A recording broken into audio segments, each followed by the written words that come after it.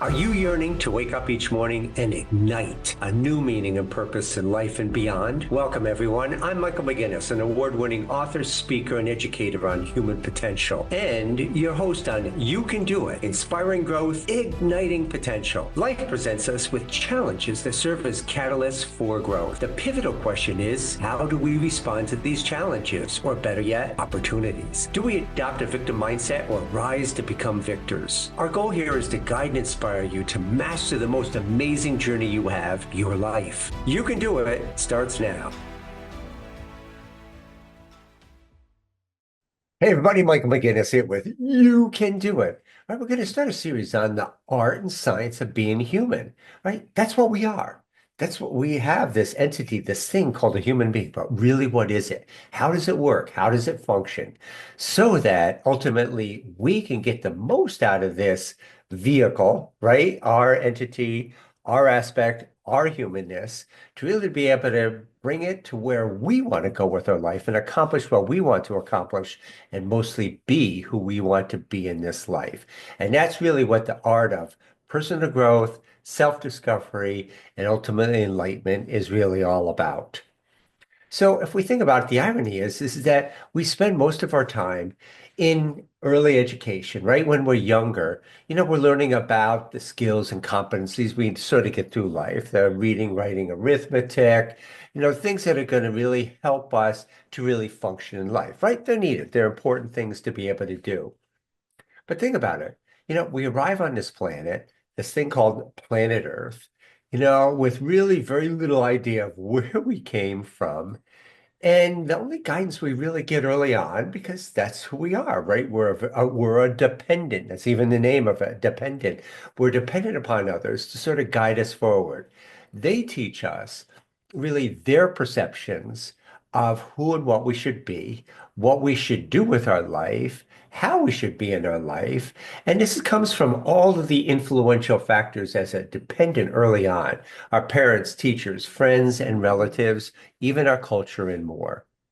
There's no blame here because this is the way it's always been, right? Except now, what's really even become more aware is that more people are breaking off from this. They want to learn more about who and what they are. They're dissatisfied with the old titles, the old images, the old perceptions of what we should be and how we should be. They want to really to begin to define it for themselves. And also, they want to begin to exercise this being to really to be able to achieve what they want out of life and ultimately to achieve their full potential. So the part that we really want to move from is all the part of where we've learned about what is it like to be a human doing, which is what we're going to get in our school and our education and what others tell us to do to really, in effect, understand us as a human being, right? Get the difference? Not just a human doing, but a human being. Who really are we? What is it that we want to be? What do we want to do with our life? What brings us meaning, purpose, and happiness in our life, so on and so forth. And part of it is realization that we're a complex entity when you stop to think about it. Made up of the physical body that houses all these amazing miracles. Think about it, is these systems such as the circulatory, musculoskeletal, nervous system, our organs, our emotions, and so much more that all work for us 24/7, right? To amazingly get us this period of life we're here.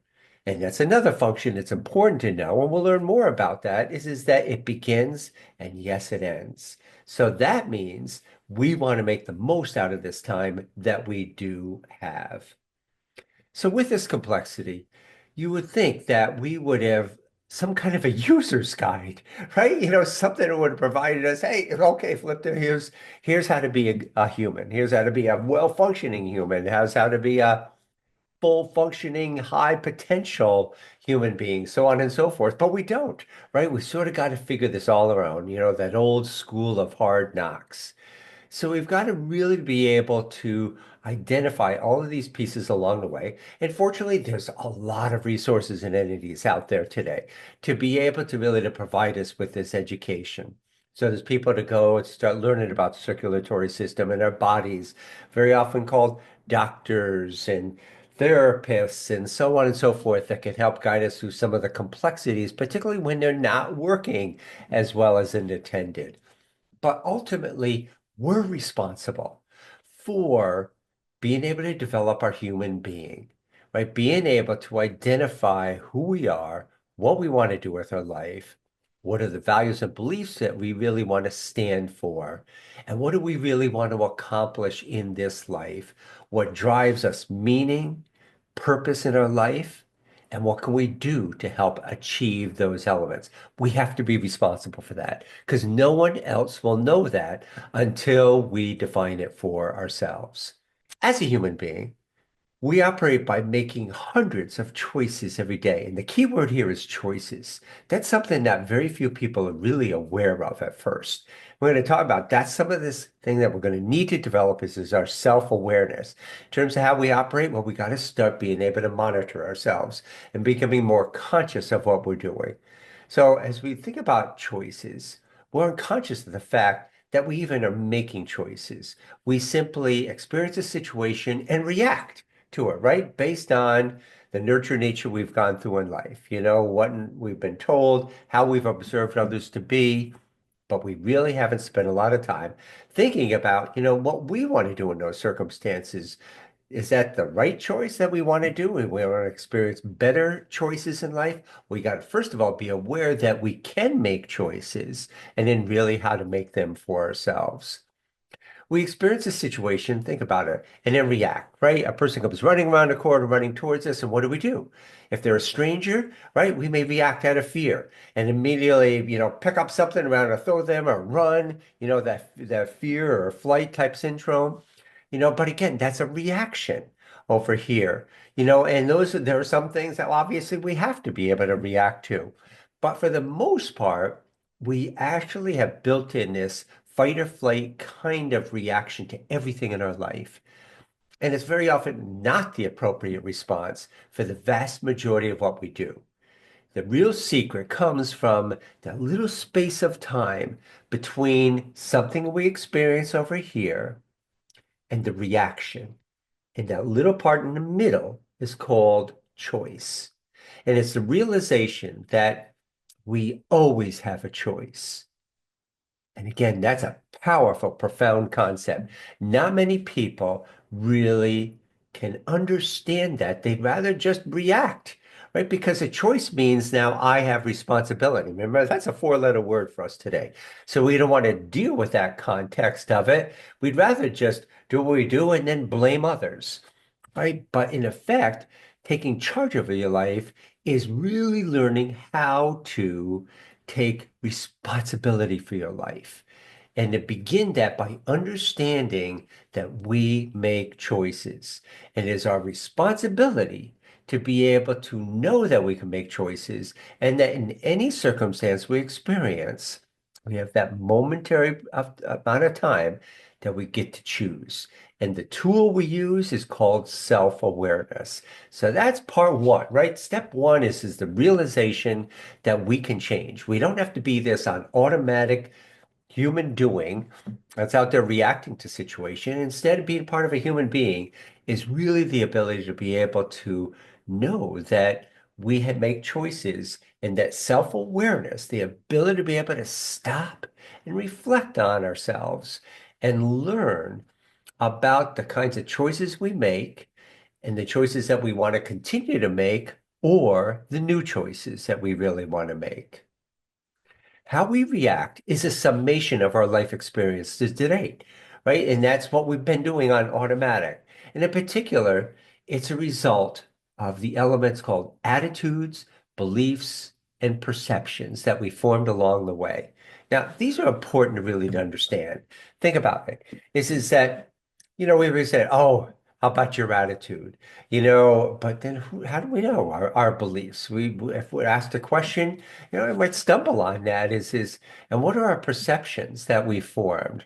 Again, probably many of us wouldn't even know what that meant, right? And we'd need guidance up front. Well, again, these are the processes that we'll want to start learning early on is to become more conscious and to begin to start focusing on understanding our attitude, our beliefs, and our perceptions. Why? Because they are what drive our behaviors. And ultimately, it's our behaviors that result in the consequences we experience. Now, this is profound. This is the ability to be able to really understand a core aspect of our psychology. This is that underneath us is our subconscious. These are things that we're not conscious of, meaning that they're in there, they're really driving so much of what we do and how we do it, but we're unconscious of it.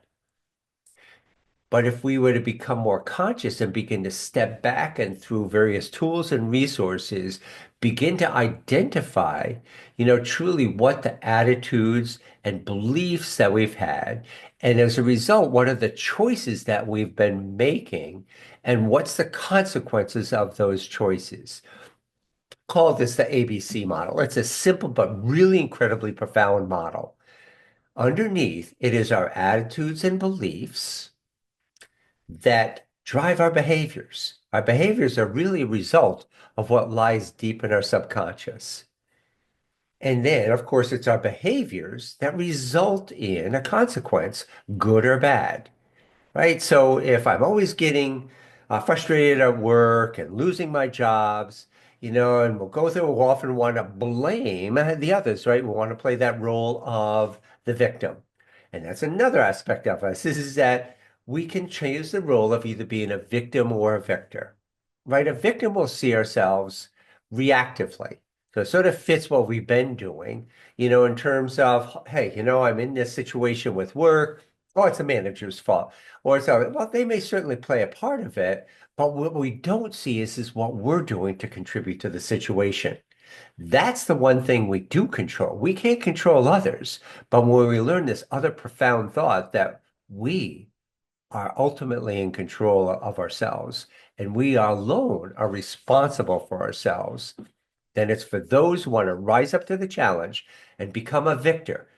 Characteristic of those who are victors in life are the ones who have learned these basic lessons. They've learned to take responsibility of life and they began to start seeing what is it that's under the hood, right? The subconscious, that just like a bad engine in a car, that's causing the performance to be poor in terms of how I get there, the kind of repairs that I'm needed, the amount of fuel that's needed to be able to get me from point A to point B. If we want to do it much more efficiently, we have to make adjustments to what's under the hood. That's what's characteristic of our unconscious. We've got to become aware of what is down deep in our unconscious, become more conscious of it, and then with that awareness, begin to redefine what we want those attitudes and beliefs to be, and then begin the process of being able to become the attitudes and beliefs, which takes work in doing it. So our time, our choices develop the positive, negative patterns, right? So here's that situation. Let's remind ourselves of this again, right? Our attitudes and beliefs, right? I don't like myself. That's what I grew up with, right? I was told that near every day, Mike, you'll never amount to anything. And of course, I believed that. And so is it any surprise that early on in life, when I went out there, is when situations were tough or challenging, or a willingness to take on a new idea or a sport or activity, I was always scared, right? Because I just didn't believe in myself. Now, I didn't know that in the beginning, right? Nobody told me about this kind of thing too. They just ridiculed me and blamed me, which then guess what? It just kept fueling this idea that I'm not worthy, right? That's where it comes this negative pattern, this reoccurring pattern in our life, in this case, that's negative. Right, I go out there and I'm acting in ways that's insecure. I found that way with dating. I was scared to death of being able to approach people. A lot of people are, but the difference was that I didn't know what to say. I wasn't willing to sort of go out there because I didn't have this sense of courage or willingness to take risks at the time. Right. And so all of these things just fed into the fact is I can't date. So what did I do initially? I blamed it on the women. right? Is hey, blame it on them, right? I'm a victim. Why aren't they coming to me? Why aren't they talking to me? And all these things that help tend to protect our ego, because that's what our ego does. It serves to protect us, that even if it's a negative situation, we'll turn around and be able to drive that to blame others. So it's protecting us, not in a healthy way, unfortunately, but protecting us. And instead, from that experience, what happened, the conclusion is I wasn't dating, right? I was really the inability to be able to date. And then, then when I went through this and I would attempt to try to approach a woman, and she'd shrug her shoulders and move aside because again, I mean, what I didn't know is I'm coming across poorly, right? My behaviors. And they would walk away. So what did I do? That experience of that negative consequence of them walking away only went back to my attitudes of belief to reaffirm that, to then repeat the cycle over and over again, right? And that's what we do. It's an automatic situation that when you understand these basics of psychology and as it relates to us, it's powerful and profound. So why don't people do that? Because it's easier to be a victim, right? It's easier to blame others in terms of what we're doing and how we're doing it, and misery. Just think about that, right? It's just, if you look around us, how many people who are a large part unhappy do you know? They're probably all around us, right? You go to work and who wants to be there? Who's happy about their work? Not many people. Misery loves company. So we start to connect and be with more of those. And then we come to this profound realization, belief, I would say, that, oh, this is what's life all about. Life's a grind. Wake up, here's just another day, right? How often do we hear that, right? And that's this new belief that guess what? Drives our behavior. So is it that's much of a surprise that if that's the attitude that we formed about life, it's just simply a grind, it's not fun, it's not meaningful. This is just another day in my life. This is what life is all about. Is it a surprise that people subscribe to that? Their beliefs, the behaviors they have are not going to not be consistent with a victor who's going to go out there and change things. They'll just subscribe to that and live that every day and go find others that are going to support that negative belief and continue to get the negative consequences, just again reinforcing the belief that life's a bitch. Right? And that's how we do, and that's how we become. So the goal here is to really be able to understand some of these basics in terms of our psychology. Now, behind it is also important to understand. And behind this is what causes a lot of these kinds of issues. What causes us to be this sort of victim mindset? Well, a lot of it is a direct function of how we grew up, the nurture nature we received. Well, is it any surprise that when you research dysfunctional family, those are families that really don't support a loving and healthy setting. They, in fact, support the others, the criticism, the blame, the poor attitude, the negativity. And is it any surprise that we become that, right? As a young being, we learn by the process of viewing, of our experience and seeing others and what we experience from those influential people around us we talked about up front. And if they're not very happy, is it any surprise that we typically walk out unhappy, right? Because we're significantly influenced it. Again, where in life do we really get encouraged to go start finding your own way? Not very often, unfortunately.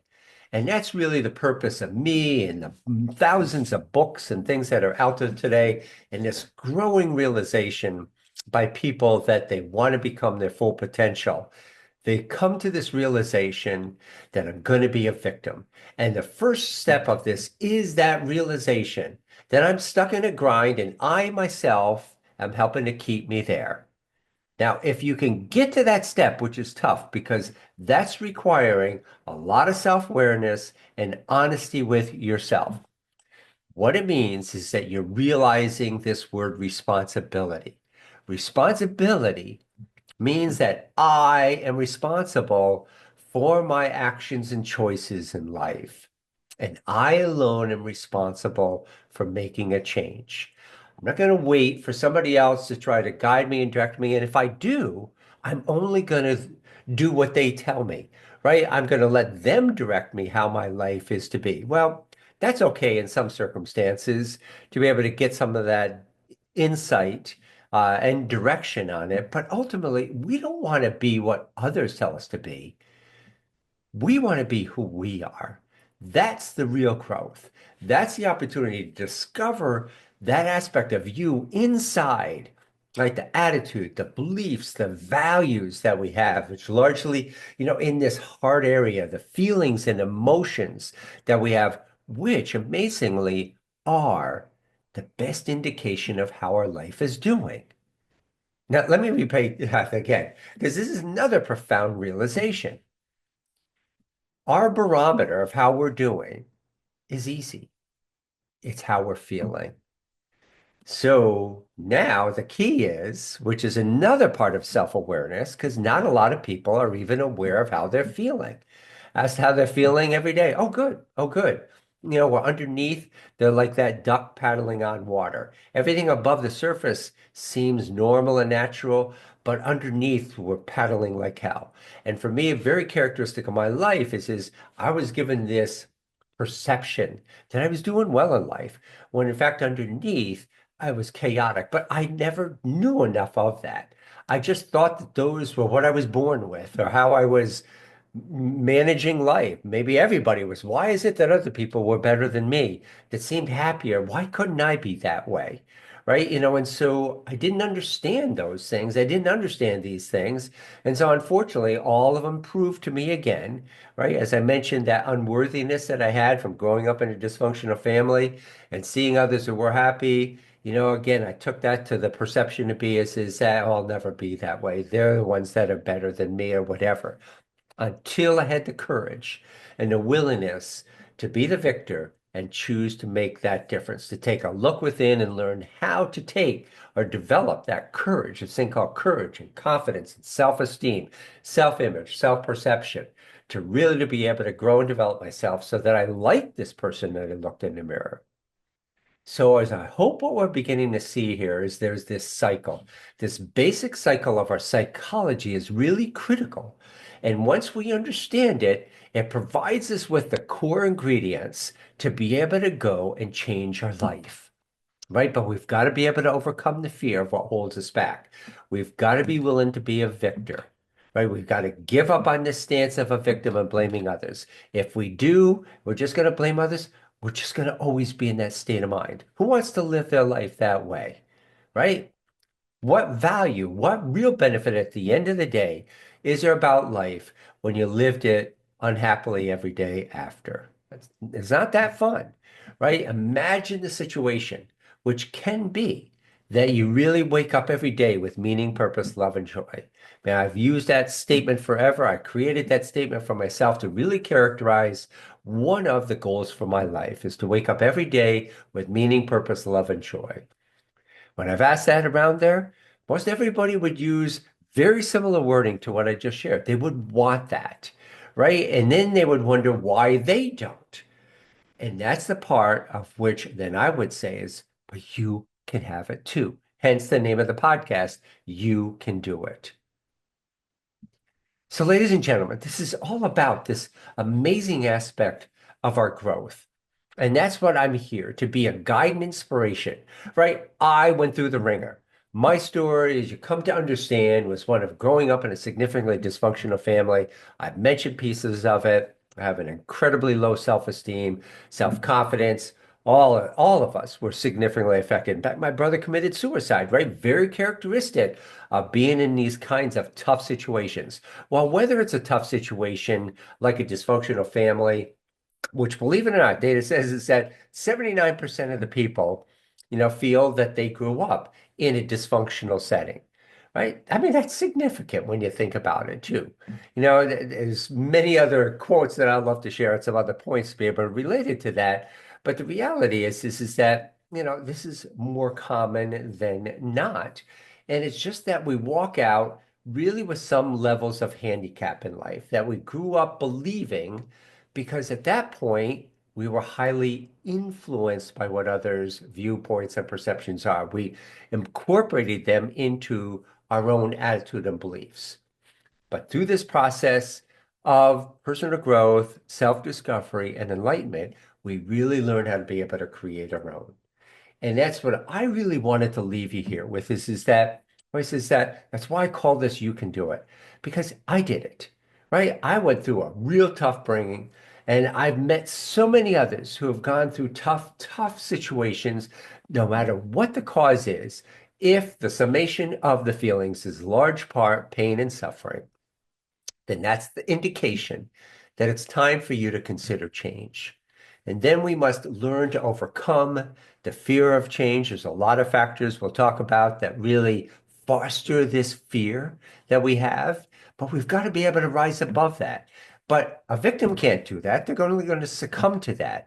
We've got to choose that we are no longer going to accept the kind of negative situations that we've been experiencing, negative consequences, that we're going to start taking charge of our life.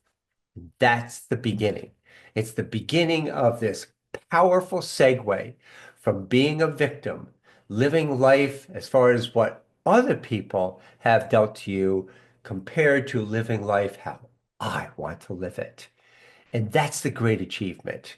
That's the great accomplishment, because as you come to do that, you really are beginning to build your own user manual. I have a much greater understanding of myself now and how I work in terms of the psychology and the old beliefs that I've had. I catch them now more often.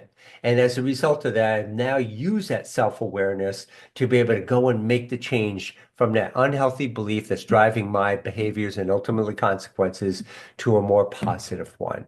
And that's what now is enabling me to start taking charge of my life.